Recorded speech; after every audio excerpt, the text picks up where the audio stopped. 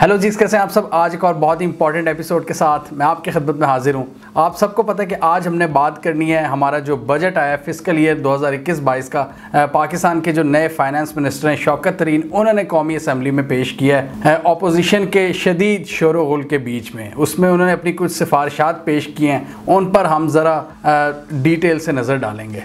आप सबकी तरफ से काफ़ी रिक्वेस्ट आ रही थी ट्विटर और यूट्यूब पर। मैंने इस पूरे सेशन को बड़े गौर से सुना और फिर सारा डेटा कंपाइल किया और आज मैं आपकी खिदमत में हाजिर हूँ। तो आज की इस वीडियो में हम बहुत ही गौर से इस पूरे बजट पर नज़र डालेंगे। इसका ओवरऑल साइज़ क्या है, क्या सिफारिशात पेश किए हैं, पिछले साल के बजट से इसका हम कंपैरिजन भी करेंगे और जो मोटी मोटी चीज़ें हैं ना इस बजट की, उनको हम पहले कवर करेंगे कि जो टोटल एक्सपेंडिचर्स होते हैं और आपके जो रेवेन्यूज़ होते हैं, यानी कि कमाई के क्या ज़रिए होते हैं और फिर किस तरह उसको हुकूमत खर्च करने का इरादा रखती है।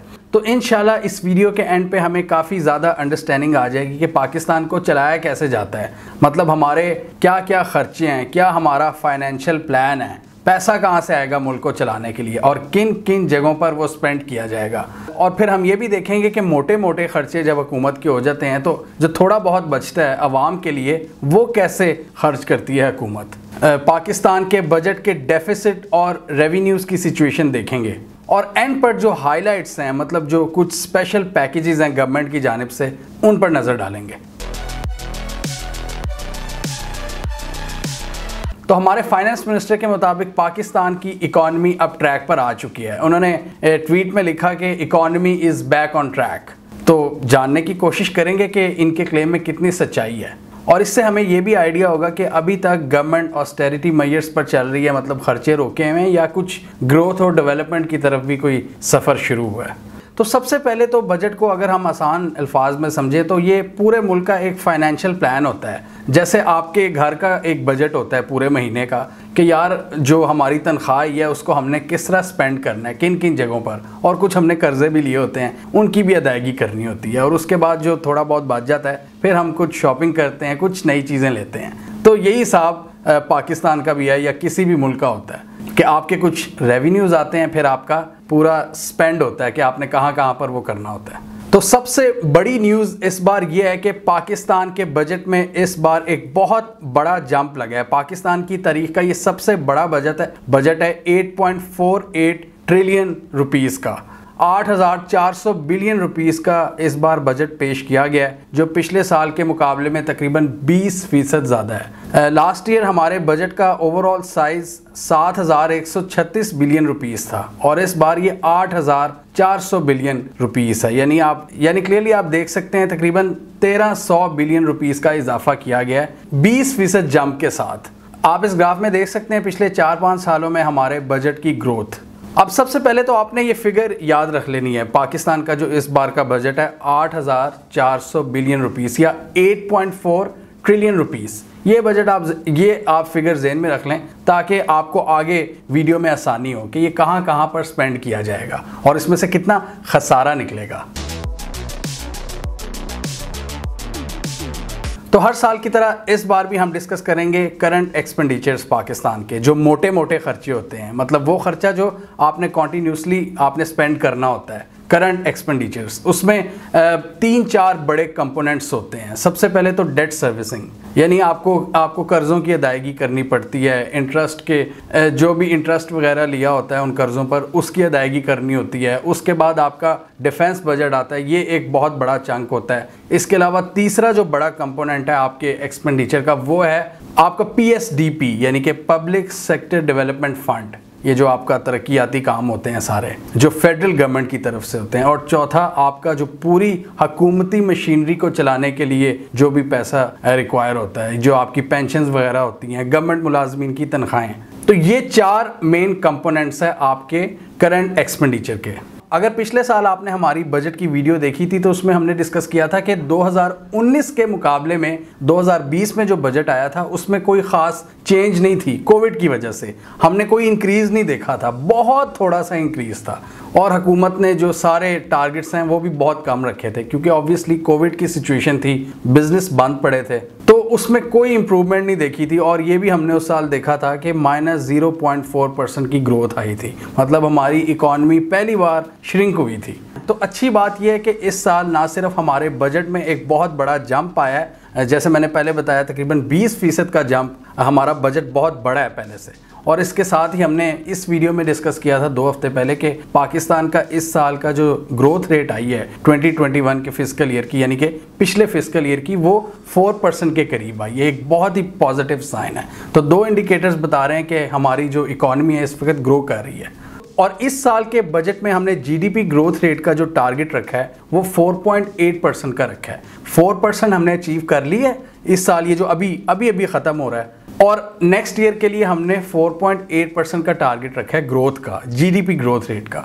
तो वापस आते हैं करंट एक्सपेंडिचर्स पे, जो हमारे मोटे मोटे खर्चे होते हैं। इस साल उनका हुजम है 7,523 बिलियन रुपीस, जो पिछले साल के मुकाबले में तकरीबन 1200 अरब रुपया ज़्यादा है। पिछले साल हमारा करंट एक्सपेंडिचर था 6,345 और इस बार यह है 7,523 बिलियन रुपीस। अब मोटे मोटे खर्चे जो करंट एक्सपेंडिचर्स में आते हैं उनको हम बारी बारी थोड़ा सा डिस्कस करते जाते हैं। सबसे पहला तो है इसमें डेट सर्विसिंग, यानी कर्जों की अदायगी। उसके लिए हुकूमत ने इस बार 3,060 बिलियन रुपीस रखा है। मतलब पाकिस्तान का बजट 8.4 ट्रिलियन रुपीस है और 3 ट्रिलियन सीधा साधा चला गया कर्जों की अदायगी में। ये होता है कि जब आपके पास ज़्यादा पैसे नहीं होते और आप एक तकरीबन एक गरीब मुल्क होते हैं। अब दूसरा जो मोटा खर्चा है वो है हमारा डिफेंस एक्सपेंडिचर। डिफेंस के सिलसिले में इस बार हमने 1370 बिलियन रुपीस रखे हैं और पिछले साल ये 1290 बिलियन रुपीस थे। इस साल सिर्फ 80 बिलियन रुपीस का इजाफा किया गया। ये कोई बहुत बड़ा इजाफा नहीं है 80 बिलियन का, क्योंकि ओवरऑल हमारे बजट में भी बहुत बड़ा इजाफा हुआ है, लेकिन डिफेंस में उस रेशो के साथ इजाफा नहीं किया गया। और ये जो डिफेंस स्पेंडिंग है हमारे टोटल एक्सपेंडिचर का तकरीबन 17% बनती है। पिछले साल ये 18% थी, इस बार थोड़ी सी कम हुई है और ये 17% के करीब है। यानी क्लियरली यहाँ से पता चलता है कि आपके जो दिफाई अखराजात हैं इनमें कोई इतना खातिर ख्वाह इजाफा नहीं किया गया। अगर हम इसको डॉलर्स में कन्वर्ट करें तो ये तकरीबन 8.7 बिलियन डॉलर्स बनता है। अब थोड़ा सा पर्सपेक्टिव देने के लिए मैं आपको बताता चलूँ कि भारत का जो बजट है वो 70 बिलियन डॉलर का है। मतलब पाकिस्तान से तकरीबन 7 गुना से भी ज़्यादा, 7 टाइम्स ज़्यादा। चाइना का जो डिफेंस बजट है वो 200 बिलियन डॉलर से ज़्यादा है। अमेरिका का जो डिफेंस बजट है वो 700 बिलियन डॉलर से ज़्यादा है। कहाँ चाइना, इंडिया और यूएस के बजट और कहाँ पर पाकिस्तान का जो दिफाई बजट है, बहुत कम है पाकिस्तान का, इवन इंडिया के मुकाबले में 7 टाइम्स कम है हमारा जो दिफाई बजट है भारत के मुकाबले में। तो करंट एक्सपेंडिचर्स में हमने 2 चीज़ों को कवर कर लिया है, एक तो आपकी डेट सर्विसिंग और आपके दिफाई अखराजात। तीसरा इसमें मेन कंपोनेंट आता है PSDP, public sector development fund, यानी कि जो हुकूमत की तरफ से जो तरक्याती काम होते हैं, आपके डिफरेंट प्रोजेक्ट्स होते हैं, मोटरवेज होती हैं, सड़कें होती हैं, इसके अलावा कुछ स्पेशल इकोनॉमिक जोन्स जिनको फेडरल हुकूमत की सरपरस्ती हासिल होती है। तो इस बार बहुत ही पॉजिटिव ट्रेंड हमने देखा और एक बहुत बड़ा जंप हमने देखा है पीएसडीपी में। लास्ट ईयर आपको याद होगा मैंने बताया था कि पीएसडीपी में तकरीबन 50 बिलियन का कट लगाया था हुकूमत ने, यानी कि ऑलरेडी पीटीआई की हुकूमत जब आई थी इन्होंने ऑलरेडी काफ़ी ज़्यादा कम किया था पीएसडीपी का और कोविड की वजह से मज़ीद कट लगा था। तो सिर्फ 630 या 650 बिलियन रुपीस का था हमारा पीएसडीपी। इस बार ये 900 बिलियन पे पहुंच गया है, तकरीबन 37% इजाफे के साथ।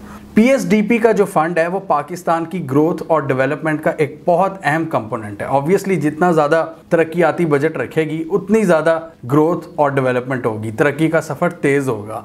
इसके अलावा सूबों को भी दिया गया बहुत बड़ा हिस्सा फेडरल हुकूमत की तरफ से पीएसडीपी की मद में। मतलब सिर्फ फेडरल हुकूमत एक तो अपने तौर पे भी लगाएगी, इसके अलावा सूबों को भी देगी। तो टोटल पीएसडीपी इस दफ़ा 2135 बिलियन रखा गया है, यानी 2.1 ट्रिलियन रुपीस, जो पिछले साल के पीएसडीपी से तकरीबन 37% ज़्यादा है। ये एक बहुत ही एक पॉजिटिव ट्रेंड है। इससे शो होता है कि इस बार हुकूमत का मूड है कि कुछ ग्रोथ और डेवलपमेंट का जो प्रोसेस है उसको तेज़ करना। तो अभी तक हमने बात की थी एक्सपेंडिचर्स की, खर्चों की। अब ये खर्चा करने के लिए पैसा कहाँ से आता है, उसको कहते हैं रेवेन्यू। आपके सोर्सेज गवर्नमेंट के वो भी कहीं से आने होते हैं, तभी आप लगा सकते हो ना, मतलब अगर आपके घर का सीन है तो आप खर्चा तभी करोगे जब आपको कहीं से तनख्वाह आएगी। तो पाकिस्तान की गवर्नमेंट का जो सबसे बड़ी तनख्वाह है वो कहाँ से वो जनरेट करती है, रेवेन्यूज़ कहाँ से हासिल करती है, वो है सबसे बड़ा सोर्स एफबीआर की मद में जो टैक्सेस कलेक्ट करती है वो पाकिस्तान भर से।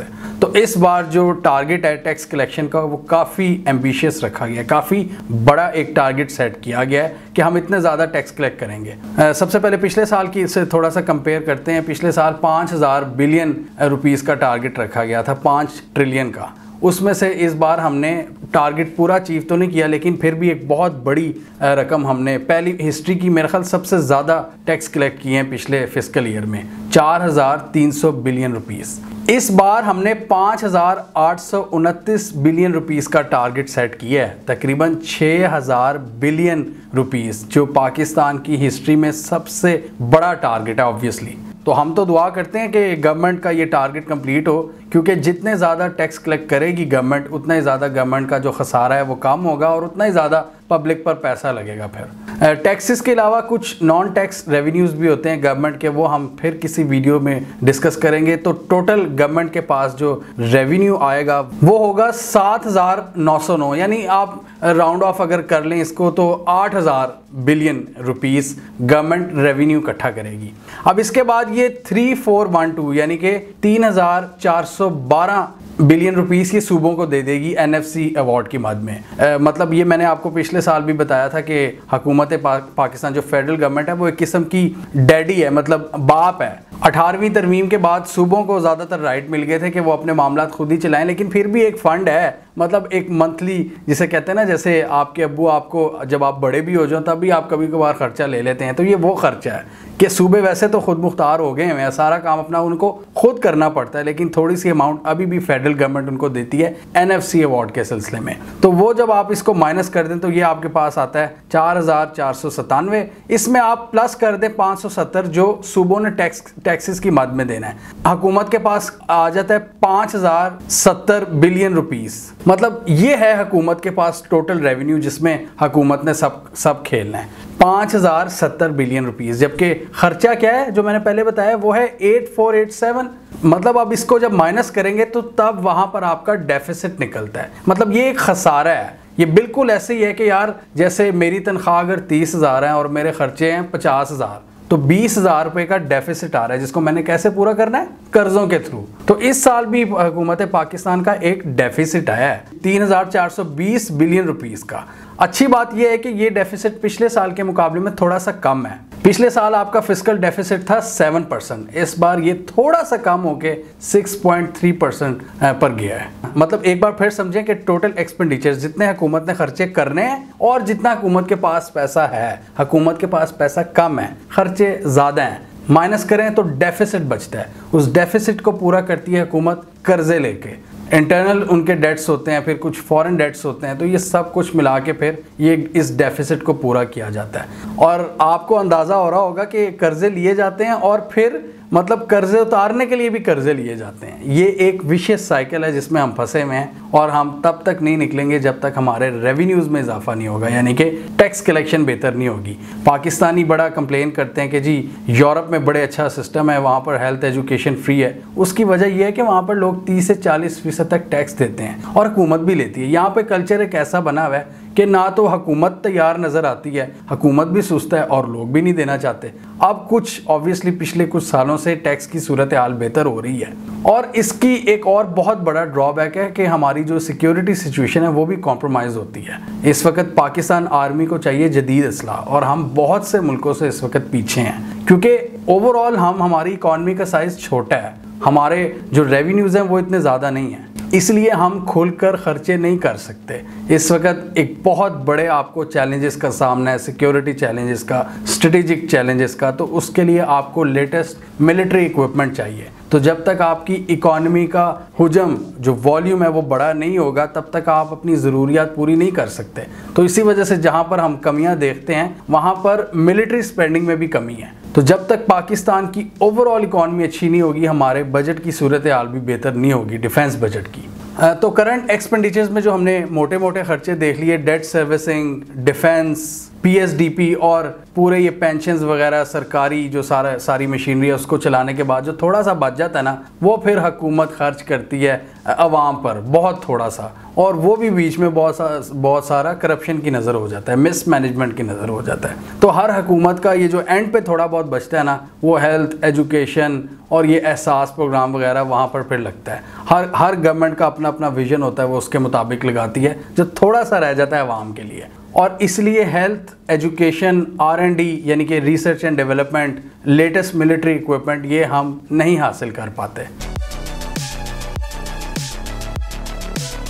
तो अब हम आते हैं उस पार्ट की जानिब जो जैसे मैंने पहले बताया कि मोटे मोटे खर्चे करने के बाद जो बच जाता है उसको हुकूमत किस तरह स्पेंड करने का इरादा रखती है। तो सबसे पहले तो बात करें सैलरीज में इजाफा किया गया है, 10% तक जो गवर्नमेंट मुलाजमीन है उनकी तनख्वाहों में इजाफा किया गया है। इसके अलावा जो मिनिमम वेज है, जो लेबर तबका होता है, उसकी मिनिमम वेज 20,000 रुपये कर दी गई है। इसमें भी 20% का जंप देखने को मिला है। दोनों अच्छी चीज़ें हैं, हम इसको अप्रिशिएट करते हैं। इसके अलावा पेंशन्स में भी 10% का इजाफा किया गया है। 12 बिलियन रुपीस एग्रीकल्चर सेक्टर के लिए रखे गए हैं। 66 बिलियन रुपीस आपकी हायर एजुकेशन कमीशन के लिए रखे गए हैं, यानी कि एजुकेशन जो फेडरल गवर्नमेंट का जो वो रखती है एजुकेशन के लिए। इसके अलावा ये 66 बिलियन ये फेडरल हुकूमत ने रखे हैं। बाकी सूबों का अपना अपना बजट होता है हेल्थ एंड एजुकेशन का। तो वो जब सूबों के बजट आएंगे तब आप देखेंगे कि कौन सा बजट कितना ज़्यादा स्पेंड कर रहा है एजुकेशन पर। 14 बिलियन क्लाइमेट चेंज के लिए रखा गया है। 1.1 बिलियन डॉलर्स रखा गया है वैक्सीन के लिए, ये एक अच्छी डेवलपमेंट है। 100 बिलियन का फंड रखा गया है कोविड-19 इमरजेंसी फंड के लिए, और 12 बिलियन रुपीस रखे गए हैं सिंध के लिए। 54 बिलियन रुपीस रखे गए हैं जो इलाके KPK में मर्ज हुए हैं, हमारा जो फॉर्मर फाटा होता था। एहसास प्रोग्राम के लिए 260 अरब रुपए मुख्तस किए गए हैं। इसके अलावा डिफरेंट डैम्स की कंस्ट्रक्शंस के लिए भी तकरीबन 100 बिलियन के करीब हमने इसको एलोकेट किया इस बार। दासू हाइड्रो पावर प्रोजेक्ट के लिए 57 बिलियन, दियामीर बादशाह डैम के लिए 23 बिलियन, मोहम्मद डैम के लिए 6 बिलियन और नीलम झेलम हाइड्रो पावर प्रोजेक्ट के लिए 14 बिलियन रुपीस रखे गए हैं। इसके अलावा 20 बिलियन रुपीस सदर्न बलोचिस्तान की डेवलपमेंट के लिए रखे गए हैं। 118 बिलियन रुपीस रखे गए हैं आपकी जो एनर्जी डिस्ट्रीब्यूशन, यानी कि जो आपकी बिजली की तरसील है, हमारा डिस्ट्रीब्यूशन का जो निज़ाम है वो बड़ा वीक है, उसको स्ट्रेंथन करने के लिए भी कुछ ये 118 बिलियन रुपीस रखे गए हैं। टूरिज्म के लिए 45 बिलियन रुपीस रखे गए हैं। इसके अलावा इस बजट में गवर्नमेंट ने एक बहुत बड़ी मिकदार में सब्सिडीज़ भी दी हैं डिफरेंट सेक्टर्स को, और जो हमारी इंडस्ट्री है उसको भी बहुत बड़े पैमाने पर टैक्स की छूट दी गई है। इसमें टेक्सटाइल के एक्सपोर्टर्स हैं, पेपर एंड बोर्ड की जो इंडस्ट्री है आपकी, स्टील है, pharmaceuticals, paints, chemicals, leather, electronics, cable and fibre optics, automobiles, तकरीबन हर इंडस्ट्री को यहाँ पर टैक्स की छूट दी गई है। इसके अलावा पाकिस्तान में लोकली मोबाइल फ़ोन्स को मैन्युफैक्चर करने के लिए उस इंडस्ट्री को भी काफ़ी ज़्यादा सहूलियात फराहम की हैं ताकि पाकिस्तान में उस सेक्टर में एक बूम आए। इसके अलावा जो छोटी गाड़ियां पाकिस्तान में जो मिडिल क्लास अफोर्ड कर सकती है, 850 सीसी तक की गाड़ियां और उससे कम, उन पर भी जो टैक्सेस हैं उनमें काफ़ी हद तक कमी की गई है। ये भी सजेशन है, और कुछ चीज़ें बजट में होती हैं वो सजेशन होती हैं और वो बाद में अप्रूव हों या ना हो ये वक्त ही बताएगा। इसके अलावा शौकत तरीन ने यह भी मेंशन किया अपनी बजट की स्पीच में कि कोविड के दिनों में पाकिस्तान ने ई-कॉमर्स की जो एक्टिविटी है उसमें एक बूम देखा है, तो इसलिए वो ये सोच रहे हैं कि ई-कॉमर्स की जो ट्रांजैक्शंस होती हैं उन पर भी हम सेल्स टैक्स लगाएं। ये एक ऐसा इकदाम है जिसको मैं बिल्कुल सपोर्ट नहीं करता और उम्मीद है कि प्राइम मिनिस्टर की जो टीम है वो इसको अप्रूव ना करे। एक और बड़ी मुज़क्का खेज़ चीज़ सामने आई थी कि ये मोबाइल इंटरनेट पर टैक्स लगाने लगे थे, जो कि बाद में हमाद अज़हर ने क्लैरिफाई कर दिया कि इसको अप्रूव नहीं किया प्राइम मिनिस्टर और उनकी कैबिनेट ने। पहले ये सजेशन रखी गई थी बजट में, लेकिन अब वो उन्होंने हटा ली है। तो इस तरह की जो चीज़ें हैं, पाकिस्तान का जो कॉस्ट ऑफ डूइंग बिजनेस है वो ऑलरेडी बहुत ज़्यादा है, तो अगर आप इंटरनेट पर भी टैक्स लगा देंगे तो ये फिर तो इंडस्ट्री फ्लरिश नहीं कर सकेगी। तो अच्छी बात यह है कि गवर्नमेंट ने वो फैसला वापस ले लिया है। लेकिन ये जो ऑनलाइन मार्केट सेल्स पर ये सोच रहे हैं टैक्स लगाने का, मैं स्ट्रांगली रिकमेंड करूंगा हुकूमत को कि यार अभी ये सेक्टर हमारा फलना फूलना शुरू हुआ है, इसको बिल्कुल अभी थोड़ा सा इसको ग्रो करने दें, उसके बाद इस पर टैक्स लगाइएगा।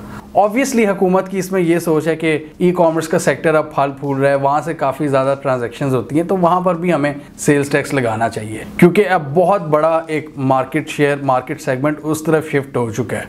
तो ये तो हमारी स्टेट की हमेशा से ये फिलॉसफी रही है कि जहाँ पर उनको नज़र आती है जो चीज़, जहाँ पर उनको पोटेंशियल नज़र आता है कि यार यहाँ पर टैक्स लगा दो, तो वो उससे पीछे नहीं हटते, तो वो उस पर टैक्स लगा कर ही छोड़ते हैं। इसके अलावा टेलीकम्युनिकेशन सेक्टर पर जो FED है उसको भी 17% से कम करके 16% कर दिया है। तो एक दो इस तरह की कुछ चीज़ों के अलावा ये तो हमने क्लियरली देखा है कि ये एक बहुत ज़्यादा प्रो ग्रोथ बजट था। इसमें हुकूमत ने फुल कोशिश की है कि उन सेगमेंट्स को प्रमोट किया जाए जो आपकी ग्रोथ में अहम किरदार अदा कर सके। जैसे इंडस्ट्री को इन्होंने बहुत बड़ी छूट दी है और इसका एतराफ़ गवर्नमेंट के जो नाक़िदीन हैं वो भी कर रहे हैं। खुर्रम हुसैन डॉन में लिखते हैं और उनकी ट्विटर पे अक्सर लड़ाई चल रही होती है PTI के मिनिस्टर्स के साथ, PTI के लोगों के साथ। उन्होंने बड़ा इंटरेस्टिंग आर्टिकल लिखा है। उन्होंने कहा कि इस बजट में हुकूमत ने सबको खुश किया है सिवाय IMF के। तो वो ये सवाल कर रहे हैं कि इतनी ज़्यादा जब आपने लोगों को खुश कर दिया, इंडस्ट्री को खुश कर दिया, तनख्वाहदार तबके को खुश कर दिया, आपने नए टैक्सेस नहीं लगाए तनख्वाहदार तबके पर, तो आप फिर IMF को किस तरह राज़ी करेंगे? आपने इतनी ज़्यादा सब्सिडीज़ भी दे दी हैं, तो IMF तो इन चीज़ों के ख़िलाफ़ है। आपने तो एक प्रो ग्रोथ, प्रो डेवलपमेंट किस्म का बजट आपने पेश किया है इस बार। तो उन्होंने कहा कि IMF के साथ जो आने वाले दिनों में डील्स होंगी वो फिर काफ़ी इंटरेस्टिंग हो सकती हैं। तो नज़र यही आ रहा है इस बजट में कि गवर्नमेंट ने पूरी कोशिश की है कि मैक्सिमम ग्रोथ को अचीव किया जाए, डेवलपमेंट का जो पूरा प्रोसेस है उसको तेज़ किया जाए, ताकि जो बिज़नेस एक्टिविटी है, जो ओवरऑल एनवायरनमेंट है, वो बड़ा पॉजिटिव हो जाए पाकिस्तान में। और भी हमने इस वीडियो में डिस्कस किया था कि काफ़ी ज़्यादा सेक्टर्स इस वक्त ग्रोथ एंजॉय कर रहे हैं, तो गवर्नमेंट ने उस चीज़ को एक्सेलरेट करने की कोशिश की है और हुकूमत चाह रही है कि ये जो मोमेंटम है इसको हम तेज़ कर दें। हमने देखा था कि PTI के पहले 2 साल जो इकोनॉमिक जो प्रोग्रेस थी, इकोनॉमिक एक्टिविटी थी, वो बहुत स्लो डाउन का शिकार थी। तो इस बार PTI के नाक़दीन भी ये कह रहे हैं कि अब वो जो एक स्लो डाउन था पूरी इकोनॉमी में, अब हम देख रहे हैं कि रिकवरी के बाद अब ग्रोथ का सफ़र शुरू हो चुका है। और ये क्लियरली नज़र आ रहा है कि हर तबके को हुकूमत ने खुश करने की कोशिश की। आपकी इंडस्ट्रीज़ हों, चाहे आपका तनख्वाहदार तबका हो, टैक्सेस में इतनी ज़्यादा छूट दी हैं, कोई नया टैक्स नहीं लगाया। इसके अलावा IT सेक्टर को भी इन्होंने कहा कि ये टैक्स फ्री रिजीम इसको डिक्लेयर किया है इस बार। तो ये काफ़ी पॉजिटिव डेवलपमेंट्स हैं। हम दुआ करते हैं कि ये इंटरनेट पर टैक्स ना लगाएं और ये जो ई कॉमर्स की ट्रांजैक्शंस हैं उन पर भी ये जो सोच रहे हैं इस पर टैक्स ना लगाएं। बाकी अगर हम बात करें तो ये ज़बरदस्त एक बहुत अच्छा बजट था। और इस बजट में जो पॉलिसीज़ अनाउंस की गई हैं, हम उम्मीद करते हैं हमारे जो इंडस्ट्रियलिस्ट हैं, हमारे जो मैन्युफैक्चरर्स हैं, उसका भरपूर फ़ायदा उठाएं और पाकिस्तान की जो एक्सपोर्ट्स हैं वो अगले साल कम से कम $30 बिलियन को टच कर जाएं। अगेन ये बहुत कम नंबर है, लेकिन एक अच्छा जंप होगा हमारी करंट एक्सपोर्ट्स की जो कंडीशन है। और इंशाल्लाह इन पॉलिसीज़ के बदौलत हम अगले साल 5% की जो ग्रोथ रेट है उसको भी अचीव कर रहे होंगे। हमें कमेंट सेक्शन में बताइए आपके ख्याल में ये बजट आपको कैसा लगा, सबसे अच्छी चीज़ इसमें क्या थी और क्या कमी थी इस बजट में आपके ख्याल में। कमेंट कीजिए, ज़रा गपशप करते हैं। इसके अलावा हमारा YouTube चैनल सब्सक्राइब कर लें, साथ ही वो बेल आइकॉन भी दबा लें ताकि वो स्टोरीज़ दुनिया भर से पाकिस्तान से जिनकी मेन स्ट्रीम मीडिया पर प्रॉपर कवरेज नहीं होती, हमारे प्लेटफॉर्म के थ्रू आप तक टाइम पर पहुँच जाएँ।